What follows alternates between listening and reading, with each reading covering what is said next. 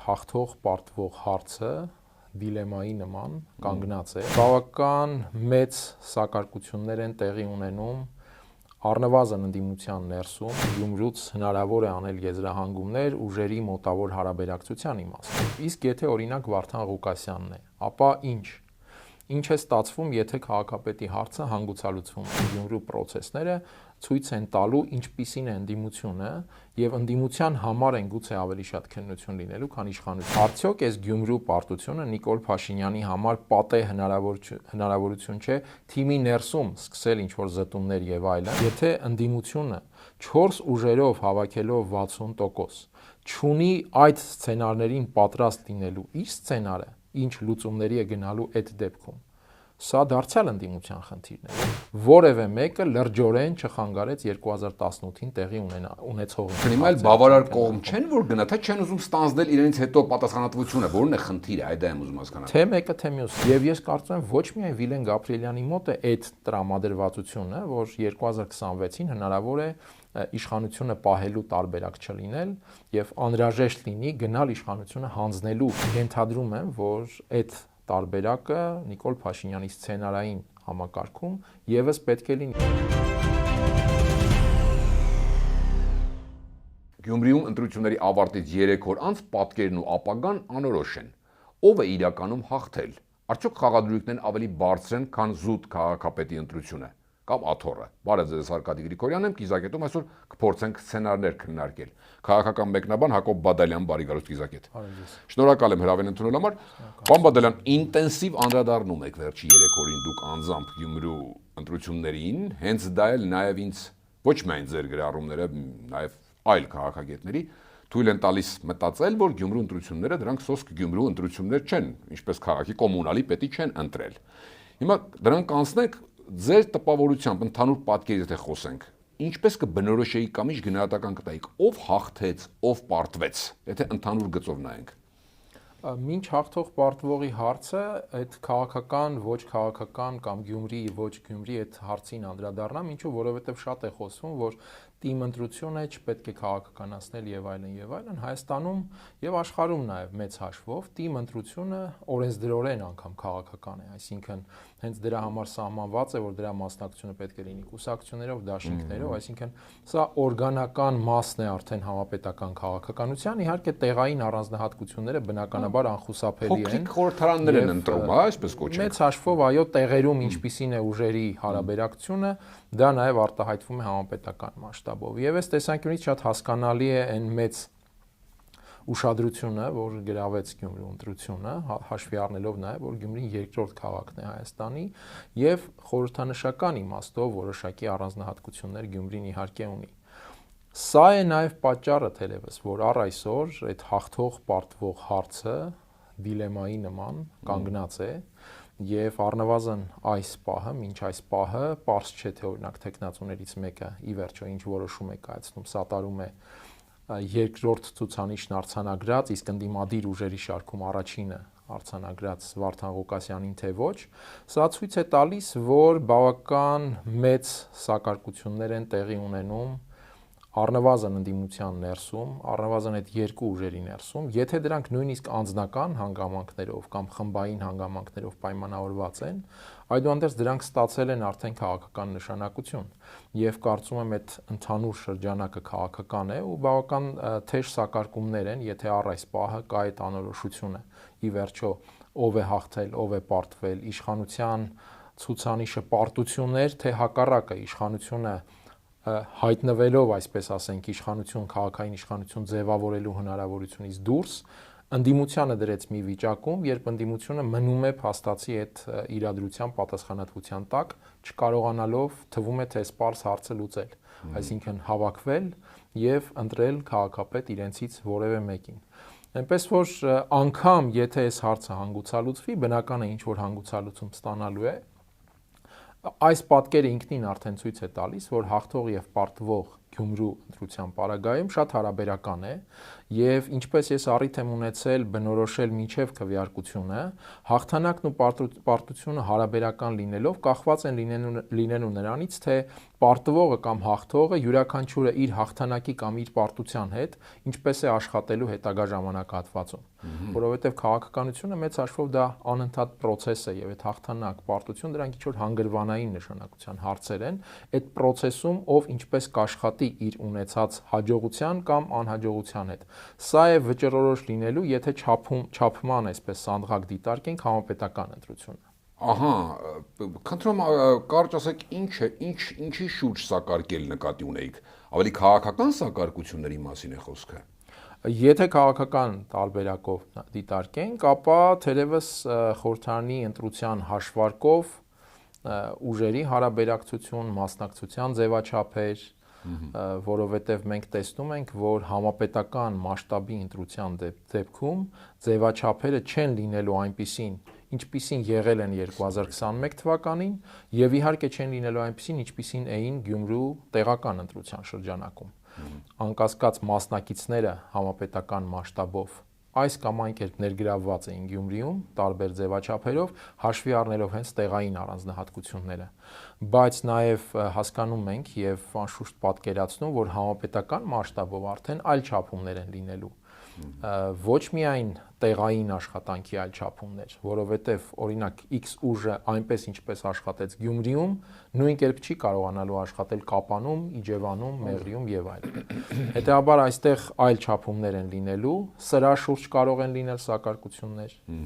Եվ իհարկե նաև արդեն ավելի ընդգրկուն քաղաքական հարցեր, անվտանգության հարցեր, արտաքին օրակարգ եւ այլն, որովհետեւ եթե դիտարկում ենք համապետական ընտրությունը, այստեղ բնականաբար արդեն անխուսափելի մեծ է լինելու արտաքին հետաքրքրվածությունը եւ նույնիսկ ներգրավվածությունը։ Ակնարկեցիք, որ համապետականի մասնակիցները նույնն են լինելու ստացիոն, այսինքն երկրորդ ու երրորդ նախագահները միջնորդավորված, հա, ճիշտ եմ դες հասկանում, ինչպես հիմա եմ օրինակ, մասնակցում այն ժամանակ էլ կմասնակցեն, դա նկատի ունեք, ընդհանրապես առնվազն երկրորդ նախագահը հայտարարեց, որ ինքը ամենևին էլ միջնորդավորված չի մասնակցելու, հենց ասուլիսը վերջին, դա բաց հայտն էր, որ ինքը մասնակցելու է հենց անմիջականորեն, ինչ ձևաչափով է հարցը մնաց բաց, բայց առնվազն իր մասնակցության մասով դա հայտ էր, որ հենց ինքն էլ մասնակցելու է։ Ինչպես կմասնակցի երրորդ նախագահը,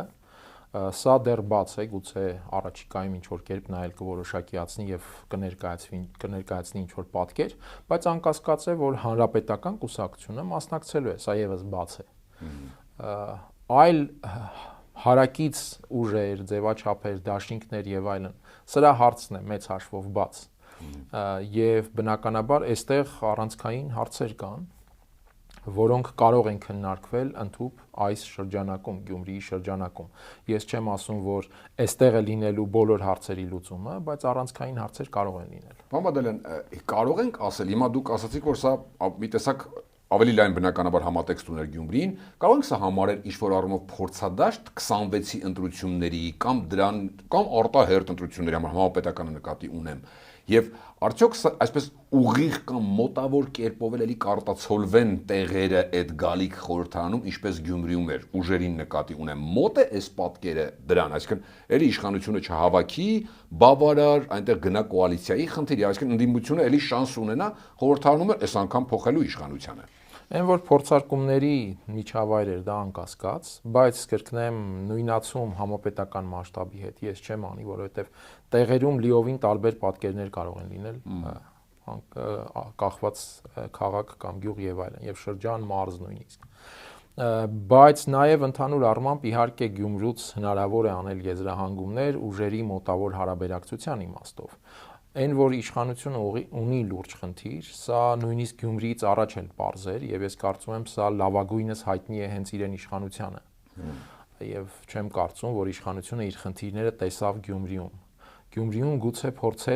փորձարկեց իր խնդիրները լուծելու ինչ որ մեթոդաբանություն։ Ոչ անպայմանորեն համապետական մասշտաբով կիրառելու իմաստով, որոշ մաս գուցե, որոշ մաս անկասկած ոչ, բայց փորձարկեց իր խնդիրները լուծելու ինչ որ մեթոդաբանություն։ Արդյունքից գոհ կլինի թե ոչ, սա առանձին հարց է, որովհետև օրինակ նույն Գյումրիում այդ 35-36%-ը, որը կարծես թե փոշիացած ձայներով մոտ 40 կկազմի, համապետական մասշտաբում արդեն կարող է այլ տրամաբանություն ստանալ։ Անկամ վարչական ռեսուրս կիրառելու դեպքում։ Վարչական ռեսուրսի կիրառումով, այլ ռեսուրսներով, եթե օրինակ հանրապետական մասշտաբում հավաքեն 40%, պատկերը հաջողություն, անհաջողություն, պարտություն թե հաղթանակ կարող է այլ լինել, քան օրինակ Գյումրու պարագայում, որովհետև այնտեղ բազմաթիվ, ինչպես նշեցինք, տարբեր գործոններ կան, եւ 40%-ը կարող է անգամ թույլ տալ ինչ-որ կոալիցիոն տարբերակով իշխանություն պահելու հնարավորություն, ինչը չստացվեց Գյումրիում։ Հետեւաբար անկասկած փորձարկումներ արվել են, թե ընդդիմությունը, թե իշխանությունը, եւ որոշակի եզրահանգումներ համապետական մասշտաբի համար կարվեն, բայց նույնացում, որ այս մոդելը համապետական մասշտաբով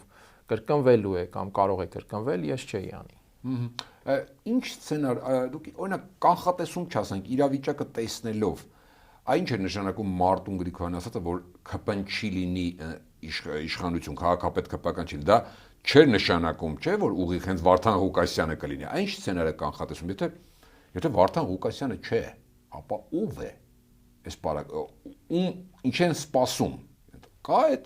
պահեստային տեխնազուն ընդդիմության ձեր կարծիքով։ Ես հարցը վերաձևակերպեմ պատասխանի շրջանակում հետևյալ կերպ։ Իսկ եթե օրինակ Վարդան Ղուկասյանն է, ապա ինչ է ստացվում, եթե քաղաքապետի հարցը հանգուցալուծվում է։ Ենթադրենք Մարտուն Գրիգորյանը տվեց հավանությունը եւ Վարդան Ղուկասյանը ընտրվեց քաղաքապետ։ Ըստ իս առանցքային հարցը հետևյալն է, ինչ է լինում հետո։ Այդ քաղաքապետը երբ աշխատում է, ինչպիսի վարքագիծ են դրսևորում նրա ընտրությանը սատարած եւ մասնակցած 4 քաղաքական ուժերը։ Եթե մենք ելնում ենք նրանից, որ Գյումրին չէր նպատակը եւ հաշվարկային առանցքային չափանիշը դա համապետական խորհրդարանի ընտրությունն է, ապա այստեղ բնական է, եթե յուրաքանչյուրը ունի իր ռազմավարությունը, իր հաշվարկները, իր հավակնությունները, այս ամեն ինչը ծառայելու է, այսինքն Գյումրու process-ը ծառայելու է դրանց եւ հետագայում հարց է առաջանում, այդ քաղաքային իշխանության պատասխանատվությունը ինչպես է բաժանվելու։ Արդյոք լինելու են արդեն ներքին ինտրիգներ, հատկապես որ Հայաստանում այդպես միակ հաջող կոալիցիայի կամ պայմանական կոալիցիայի օրինակը կարելի է դիտարկել թերևս 2003 թվականին, երբ 3 ուժեր կազմեցին, դա էր ամենաերկարը, նույնիսկ դա արդեն 2007-ի խորհրդարանի ընտրությանն ընդառաջ փլուզվեց։ Դա այս ուժերը չեն էլ ասում կոալիցիա կազմեն, ուղղակի ձայն կտանք։ Եվ հիմա մենք նույնիսկ չունենք ֆորմալ կոալիցիա, հետեւաբար հարց է առաջանում, եթե անգամ այդ Վարդան Ղուկասյանի քաղաքապետության հարցը լուծվի, հետագայում ինչ process-ներ են լինելու Գյումրիում։ Ես կարծում եմ սա է առանցքայինը։ Եվ այս տեսանկյունից իհարկե հարցը այդ դաշտում է Գյումրիում ընդդիմության նաև որոշակի քննության դաշտում, այսինքն Գյումրու process-ները ցույց են տալու ինչպիսին է ընդդիմությունը եւ ընդդիմության համար են գուցե ավելի շատ քննություն լինելու, քան իշխանության, հատկապես այս հարաբերակցության պայմաններում։ Եվ մենք հիմա տեսնում ենք, եթե օրինակ քվեարկությունից հետո մեծ ողջավորություն էր ընդդիմության շրջանակում, ընդդիմության համակիրների շրջանակում, որ ԿՊ-ին պարտության մատնեցին եւ հավաքական ընդդիմությունը հաղթեց, արդեն հետագա ժամերի հաջորդ օրվան հաջորդող ժամերի ընթացքում առ այս պահը այդ ողջավորությունը սկսել է արդեն տեղի տալ եւ այս անորոշությունը որ կար, թեկուզ մեկ տեխնացուի պահվածքով, արդեն սկսել է այդ ողջավորության բալանսը փոխել դեպի իշխանություն պայմանական իմաստով։ Այսինքն տեսեք, ընդդիմությունը չի կարողանում անգամ պայմանավորվել մեկ տեխնացուի շուրջ։ Եվ սա արդեն այդ առավելությունը, ես չեմ ասի ամբողջապես թեքել է իշխանության կողմը, հոգեբանական առավելությունը, որովհետև կրկնեմ, իրենց խնդիրները շատ լավ են պատկերացնում։ Բայց զգալիորեն արդեն բալանսը այդ քվեարկությունից հետո առաջին ժամերի բալանսը ողջավորության կամ հոգեբանական վիճակի փոխել է ոչ հօգուտ ընդդիմության։ Եվ այս process-ները կարող են շարունակվել։ Ըստ այդմ, ինչպես նշեցի, այդ հաղթանակ եւ պարտություն հասկացությունները Գյումրիում իսկապես շատ հարաբերական են։ Ո՞ւմ այդ արդյոք իշխանությունը կգնա Վանաձորյան սցենարով, արդեն իսկ Վարդան Ղուկասյանի դեմ նոր քրեական բարույթ հարուցած, էլի կային նախկինում գործեր։ Իդեպ Փաշինյանն էլ նաև մեղմ արձագանքեց, մինչև հիմա էլ իշխան, միցակ մեղմ է արձագանքել կատարվողին։ աժիոտաժ շատ չարեցին, հա, Գյումրիում։ Ինչ որ վախ կար, որ process-ները կգեներացվի իրենց իսկ, այսինքն հակառակ ուղղությամբ։ Հատուկ այդպես արեցին, ինչն էր պատճառը եւ արդյոք կգնա Վանաձորյան սցենարով էլի կգնամ, հարցը, որովհետեւ շատերը ասում են Վարդան Ղուկասյանը դրանով է նաեւ խոցելի։ Նախ իհարկե իշխանությունը անգամ շատ այսպես խոցված լինելու դեպքում ինքը իր պարտությունը չէր խոստովանի, եթե անգամ շատ ծանր է տարել եւ այլն։ Երկրորդ կարծում եմ իշխանության ներսում էլ այստեղ շատ նուրբ շերտեր կան, այսինքն Նիկոլ Փաշինյանը, ինչպես նշեցի, Գյումրիով չէ, որ պետք է հասկանար, տեղեկանար, թե ինչ լուրջ խնդիրներ ունի վարկանիշի իմաստով, հասարակական վերաբերմունքի տարբեր շերտերի իմաստով։ Եվ այստեղ կարող է լինել անգամ հակասական պատկեր։ Արդյոք այս Գյումրու պարտությունը Նիկոլ Փաշինյանի համար պատե հնարավորություն չէ թիմի ներսում սկսել ինչ-որ զտումներ եւ այլն, որոնց ցանկությունը, մտադրությունը, նպատակարարությունը ինքը հաշվարկում էր շատ ավելի վաղ, բայց հասկանալի է, դրա համար պետք են ծանրակշիռ առիթներ, որովհետեւ որքան էլ ԿՊ-ի ներսում իհարկե ավտորիտար համակարգ է, այսինքն կա Փաշինյան, հանում է այս այսպես ասած ավտորիտար գործոնը, կուսակցությունը փլվում է եւ անգամ դա խոստովանում են հենց կուսակցության առանձին գործիչները, որը մամուլով է եղել այդ։ Աչեք բացառում այդ զտումները դուք։ Եվ Գյումրին կարող է Փաշինյանի համար դառնալ այս առիթը ներսում, թիմի ներսում, վերադասավորումներ, վերափոխումներ եւ այլն, խորհրդարանի ընտրությանն ընդառաջ նկարագիր փոխելու տրամադրության եւ տրամաբանության տեսանկյունից։ Ես առիթ եմ ունեցել ասելու, որ այս process-ը Փաշինյանը սկսել է շատ վաղուց, այդ հեծանվային արշավ, հետո կրթությունը նորաձև է, իրական Հայաստան եւ հիմա բանախոսությունների շարք։ Այս քայլերը, այդ տրամաբանություն փոխելու, նկարագիր փոխելու, բնականաբար դա ենթադրում է արդեն որոշակիորեն դեմքեր փոխելու, այս process-ը սկսած է վաղուց եւ Գյումրին սա կարող է դառնալ արդեն հենց իշխանության ներսում հարցեր դնելու եւ լուծելու պատե եւ հնչեղ առիթ։ Հետեւաբար Նիկոլ Փաշինյանը որոշակիորեն գուցե դժգոհ լինի արդյունքից, բայց նաեւ գոհ կարող է լինել այդ պատեհությունից, որովհետեւ ինչպես նշեցի, արդյունքը նաեւ բավական բարդ իրավիճակ է ստեղծել հենց ընդդիմության համար եւ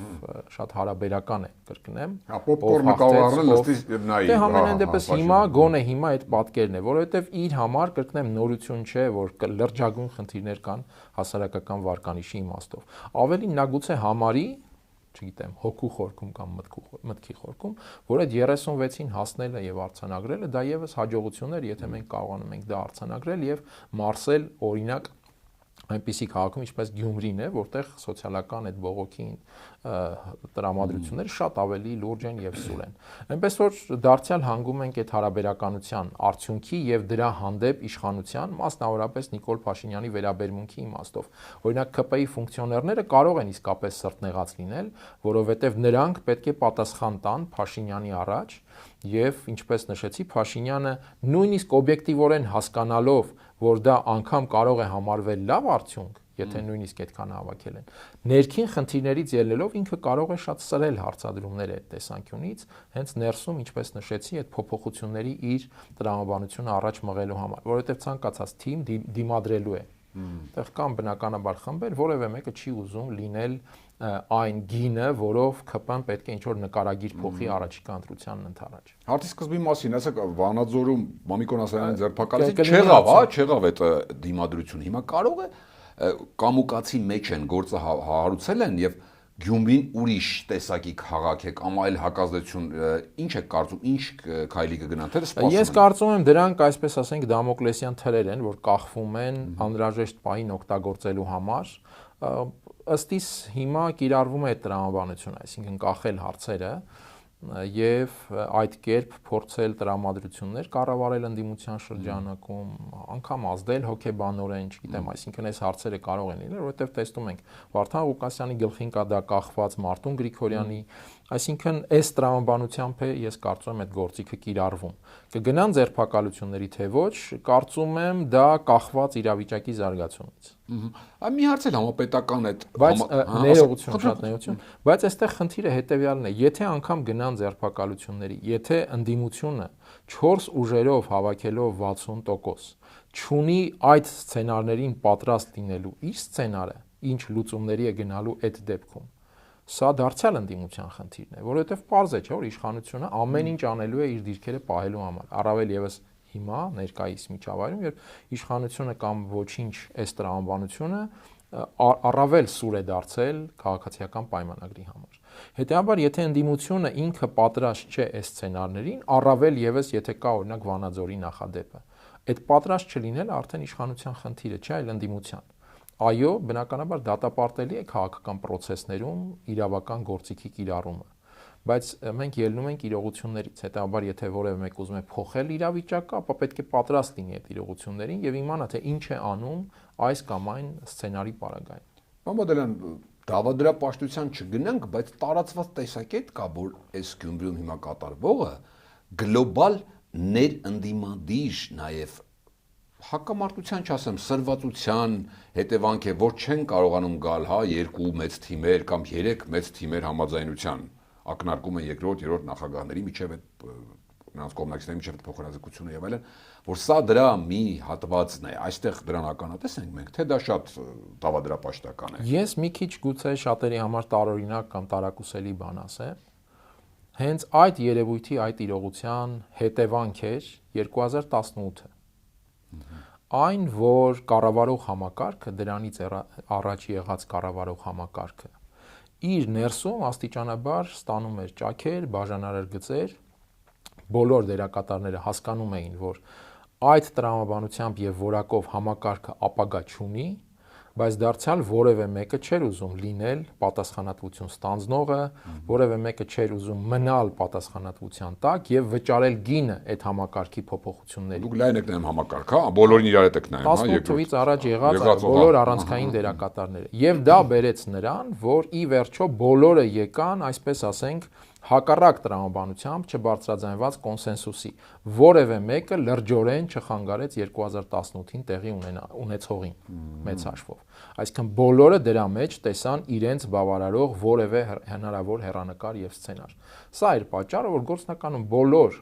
առանցքային խաղացողները նախկին համակարգի լոյալ էին 2018-ին տեղի ունեցողի հանդեպ։ Դուք նկատի ունեք Լևոն Տեր-Պետրոսյանից սկսած թե Քոչյանից սկսած 98-ից այս կողմ դերակատարները մինչև 18-ին։ Մեծ հաշվով 98-ից այս կողմ եղած դերակատարները։ Այլ բան է, թե նրանք ինչպես են գնահատում 18-ի դերակատարներին, տվյալ դեպքում Նիկոլ Փաշինյանին եւ այլն, բայց process-ի հանդեպ նրանց վերաբերմունքը իմ խորին համոզմամբ եղել է պայմանավորված երևույթների գնահատմամբ եւ ոչ թե կոնկրետ անձի։ Այդ երևույթների գնահատման վերաբերյալ հանրագումարը բերել է նրան, որ բոլորը ինչ որ իրենց համար շահեկան սցենար են տեսել 18-ի եւ դրա հետագա ընթացքի համար։ Հիմա Ես կարծում եմ այդ process-ները շարունակվում են, այդ ներքին հարաբերությունները շարունակվում են։ Դրա արմատը իմ գնահատմամբ շատ ավելի խորն է։ 18-ից էլ ավելի խորն է։ Եվ ես չեմ բացառում, որ այդ արմատը նաև իր ճյուղերով գնացել է Հայաստանից դուրս։ Ես նույնիսկ սա չեմ կարող բացառել։ Եվ այս տեսանկյունից այն ինչ որ տեսնում ենք Գյումրիում, ըստ իս այդ խորությամբ արմատից ձգվող խնդիրների հերթական արտացոլումն է։ Ես այս մասին խոսել եմ, ինչ ընտրություններ հա նաև կարող հասնել համապետական։ Ու խանգարել հեռացնել Փաշինյանին, եթե ուզում են հեռացնել։ Նաև կարող է խանգարել։ Այսինքն, եթե այդ իրողությունները նպաստել են նրան, որ Փաշինյանը 2018-ին գա բոլորի լոյալության պայմաններում, բարձրաձայն, լուռ եւ այլն, սա չէ։ Հիմա բոլորը վիճում են ով է բերել Փաշինյանին։ Այո, երկրում իրադարձությունների զարգացման համար իրավական դաշտում, քաղաքական դաշտում կա պատասխանատու տվյալ պահին երկրի իշխանությունը։ Բայց քաղաքական երևույթների, քաղաքական process-ների տրամաբանության տեսանկյունից որևէ մեկը դեմ չէր այդ պահին, որ Փաշինյանը գա։ Եթե ինչ որ մեկը անգամ իրենցից ինչ որ մեկն էր բերում Փաշինյանին։ Բերել է, չի բերել, ես հիմա Այսինքն հիմա էլ բավարար կողմ չեն, որ գնա, թե չեն ուզում ստանձնել իրենց հետո պատասխանատվությունը, որն է խնդիրը, այդ եմ ուզում հասկանալ։ Թե մեկը, թե մյուսը, իմ կարծիքով, այսինքն պատասխանատվությունն է խնդիրը եւ դրանից արդեն ածանցվում են վերաբերմունքները, քաղաքական դիրքավորումները, վարքագիծը եւ այլն։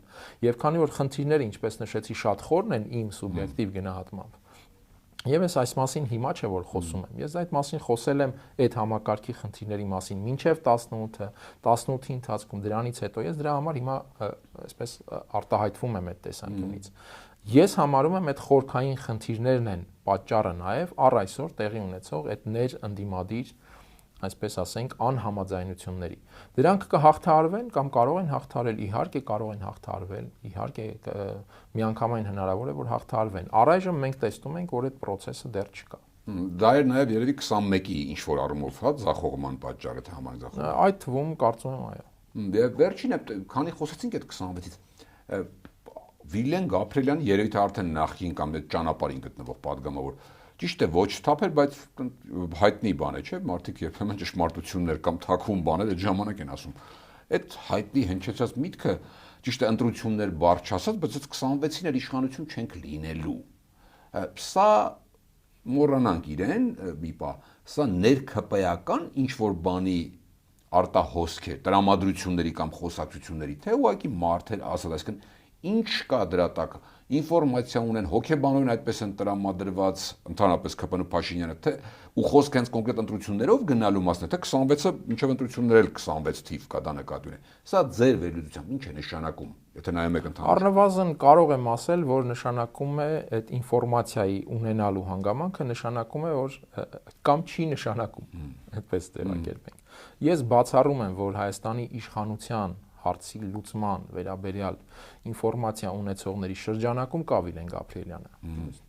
Որևէ անձնական գնահատականի մասին չէ խոսքը, ես չեմ կարծում եմ այդ ինֆորմացիա կրող մարդկանց շրջանակը շատ սեղմ է եւ ես կարծում եմ, որ Վիլեն Գաբրիելյանը այդ շրջանակում չէ։ Իսկ եթե նայում ենք Վիլեն Գաբրիելյանից դուրս ընդհանուր իրավիճակը վերլուծելով, դուք ինչ կասեք։ Ընդհանուր առմամբ Վիլեն Գաբրիելյանը կարող էր արտահայտել այդ վիճակում, կարող էր արտահայտել իր ինչ որ դիտարկումների, տրամադրությունների, կուսակիցների տրամադրությունների վրա հիմնված եւ այլն, այսպիսի մի տրամադրություն ընդհանուր կարող էր դիտարկել իմ գնահատմամբ։ Բայց կրկնեմ,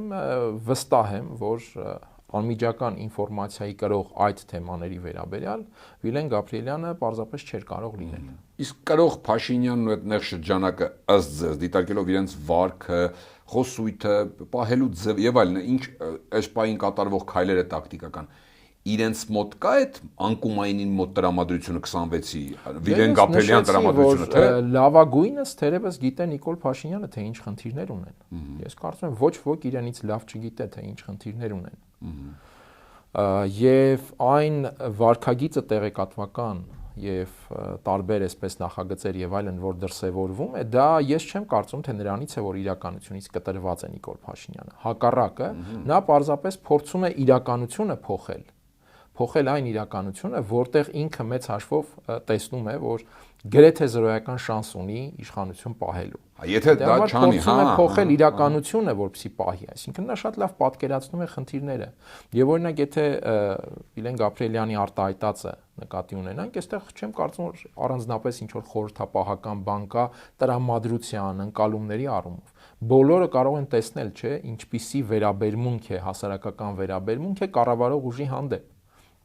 Եվ տեսնել այդ որոշակիորեն ցայտնոտային իրավիճակը, հասկանալ Նիկոլ Փաշինյանը ինչ խնդիրներ ունի եւ ինչ լուծումներ կարող է պատկերացնել։ Ես այդ ներթիմային հարցերը իզուր չէ, որ նշում եմ եւ հենց այդ շրջանակում եմ դիտարկում։ Եվ ես կարծում եմ ոչ միայն Վիլեն Գաբրիելյանի մոտ է այդ տրամադրվածությունը, որ 2026-ին հնարավոր է իշխանությունը պահելու տարբերակ չլինել եւ անհրաժեշտ լինի գնալ իշխանությունը հանձնելու որևէ ճանապարհով։ Անկախ նրանից, որ Փաշինյանը ակնհայտորեն փորձում է պահել իշխանությունը, ես կարծում եմ համենայն դեպս, եթե առաջնորդվենք ողջախոհության կանխավարկածով, նվազագույնը անձնական անվտանգության նկատառումներից ելնելով, ցանկացած իշխանություն պետք է պատրաստ լինի ունենալ նահանջի առնվազն մեկ ճանապարհ։ Եվ ենթադրում եմ, որ այդ տարբերակը Նիկոլ Փաշինյանի սցենարային համակարգում եւս պետք է լինի, բայց կրկնեմ, ակնհայտ է, որ նա փորձում է պահել իշխանությունը։ Սա ակնհայտ է, հակառակ դեպքում մենք չէինք տեսնի այն նախաձեռնությունները, որ տեսնում ենք։ Հա, կարճ ամփոփենք, այսինքն ամեն դեպքում նահանջի, այդ ձեզ կամ հանձնել նահանջ, ինչպես կուզենք կոչենք, այդ սցենարը ինքը պահեստային դրած ունի մի կողմում, բայց դա վերջում է թողել, հիմա պատրաստվում է։ Ես դրա համար նշում եմ ողջախոհության կանխավարկածից ելնելով, ես կարծում եմ, որ ցանկացած իշխանություն պետք է ունենա այդ առավել եւս Հայաստանում, երբ մենք հասկանում ենք, թե Հայաստանում որքան նվազ է իշխանության ձևավորման այդ ներքին ինքնիշխանության եւ ինքնաբավության աստիճանը եւ որքան մեծ է արտաքին ազդեցությունը։ Եվ այս պայմաններում ես կարծում եմ, որ ցանկացած իշխանություն պետք է ունենա այդ նահանջի ճանապարհը։ Առավել եւս այսօր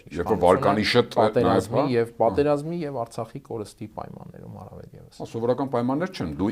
իրենք լավ գիտեն այս իրենց վարկանիշը։ Պարզապես վարկանիշի անկման հետ գործ չունենք։ Մենք գործ ունենք պատճառը հետևանքային մի շատ ծանր եւ շատ ճակատագրական կապի հետ։ Սա պարզապես վարկանիշի նվազում չէ։ Շնորհակալ եմ շատ։ Ես եմ շնորհակալ։ Հիշեցնեմ, Կիզակետում այսօր քաղաքական մեկնաբան Հակոբ Բադալյանն էր, Կիզակետի թողարկումներն ու շատ էլ տեսանյութեր դիտելու համար առաջարկում եմ բաժանորդագրվել մեր YouTube-յան ալիքին։ Կհանդիպենք։